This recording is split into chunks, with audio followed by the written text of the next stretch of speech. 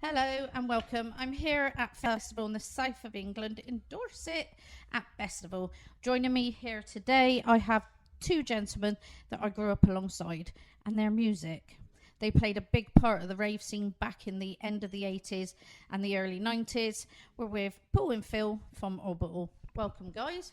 Hello, thank you. That's okay. Hi. Hello. Right.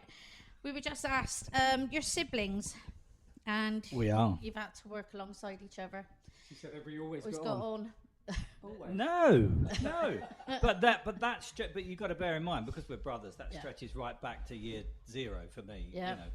You know, where he used to try and drown me in the bath, and no. He, Yeah, but that's no, what brothers That do. was my son, not you. Oh, sorry. Yeah. No, you do, don't you? You bicker. Yeah. Anyone who's got a brother or sister or family members Mine who's chucked listening salt and is- pepper in my eyes Yeah, there you go. Yeah, he's never done that. No. after an eye operation.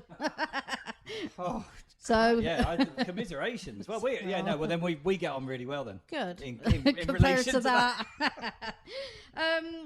Your longevity and influence span decades, and I know Kraftwerk is one of your influences. Yeah. Yeah, huge. Who would you say now, in this music and this day and age, that you've got a lot of time for, music-wise, or that is close to Kraftwerk? I don't think Kraftwerk will ever be.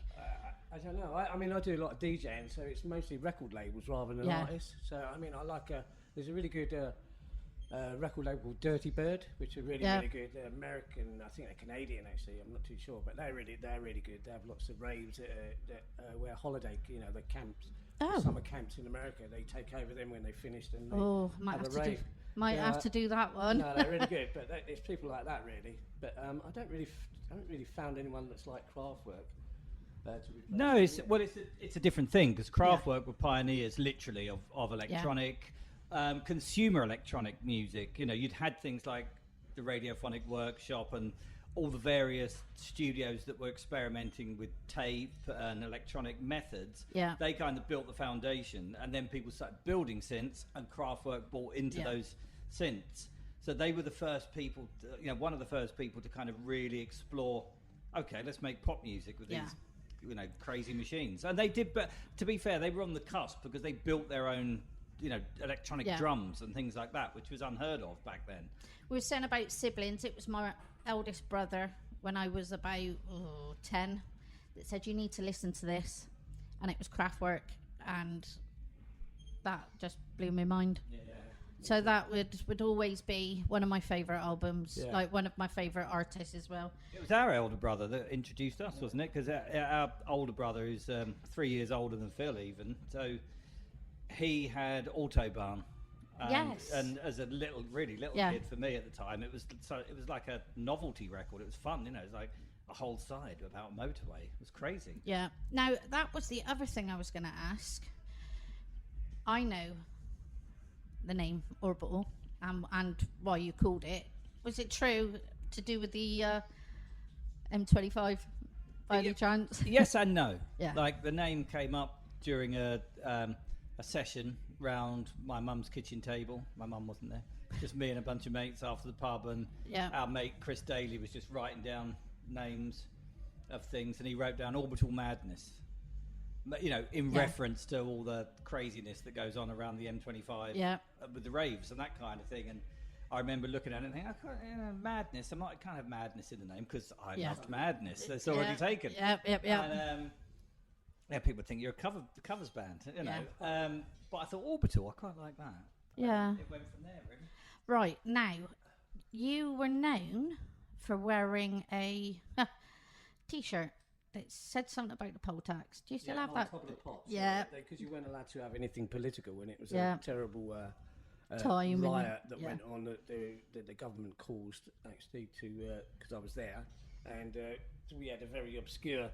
I had and Paul got the short straw, and he had poll tax on his. I wanted the white T-shirt, and that was it. I had to wear poll tax on top of the pops. Do you still have it? No, Phil's got his one. He's got his one. You still got yours. We'll be seeing it this weekend. No, I don't wear it on stage. Oh. I forgot it. Did you? Wear it. We've got replicas of the white Poltax one. Yeah. Does it say no on the front? It does, doesn't it? Yeah. Yeah. So I've been wearing a replica of that every now and then because I like a white T-shirt with long sleeves on stage. Yeah. Did you ever use? I know you can't when you're DJing. Did you ever go raving with the white gloves? No. Oh, never. Never A white glove. Okay, let me just set you straight. Original ravers. Never went with a whistle. Never went with a bucket hat. Never went with a white glove. I'm looking at you. Yeah. I did. I did have one white glove, and mine was the whistle instead of the dummy. Mine was the whistle that I used to chew on. But again, who had the other white glove? I don't know. I give it to someone on a night out raving. Now, the other one I wanted to ask, my all-time favourite, and it still brings tears to my eyes, and it takes me back to the day we were just saying about the rave scene, is your Chime. Oh yeah. Yep. If not your own music, but if there was a song that touches you, touches your heart, what would it be? Oh, put you on the spot. Well, it's quite a few, to be fair. Mostly by the Carpenters or ABBA. Really? Yeah, I love both of them. I wouldn't have you down as a Oh yeah. Carpenters. Oh yeah, Carpenters. I blame my mum. My mum used to like the Carpenters, so I still love a bit of Carpenters. Yeah, no. Every time I hear Chime, I will cry. Yeah, Wichita Lineman gets me.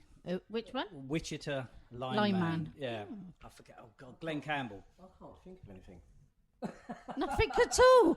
I desensitise myself. Oh. I can't really think of anything actually. Not really. A good tune that really got you. It's not coming to my head. Oh, that's all right. We'll go on then. Also, Art Garfunkel, Bright Eyes, kills me every time. I know you think I'm joking. I'm not joking.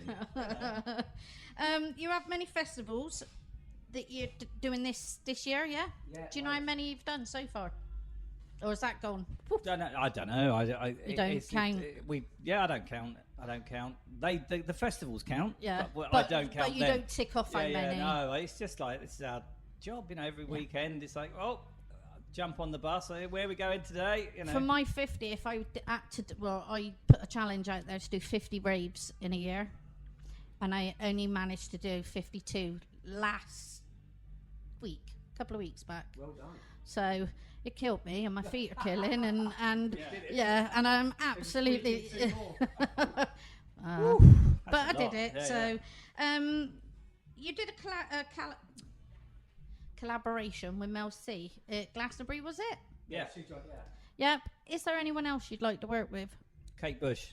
Oh yes. Oh yeah, Kate Bush always makes me cry as well. I was going to say, but you've said before you wanted to do Kate Bush, haven't you? Yeah. Is there? If all right. Kate Bush is a bit. Kate Bush is saying no. You're asking me who would be second place? Weirdly, Joanna Lumley came into mind. I don't know why. Does Joanna Lumley sing? Yeah. I don't know. It'd be fun to have a day in the studio with Joanna Lumley. Sounds good. Put it out there and ask. She's got such a lovely voice. Maybe she could do a voiceover. Oh yes, because she's very deep, softly and deep, isn't she? Oh yeah, she's got a great voice. Oh, right. When you do festivals, would you say you're happier with tent or caravan? We were just discussing the rain last night.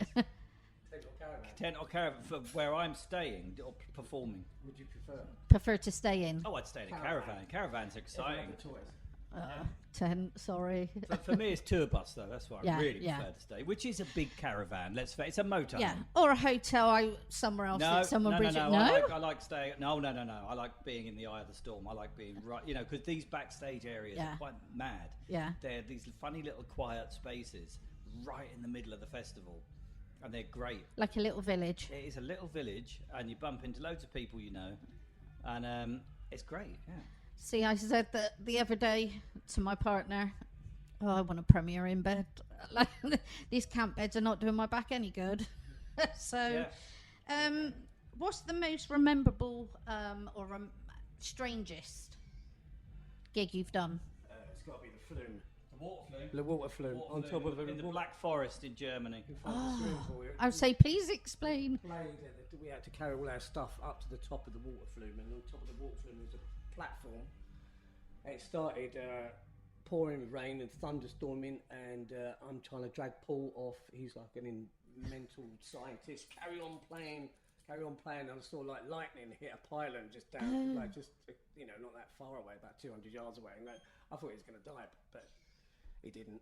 He lived to fight another day. Yeah. The reason for my determination was we'd spent all day thinking the gig wouldn't happen because one of our main synths had broken, and I managed to kind of fix it right at the last minute. I thought we are doing this fucking gig. I don't care what happens.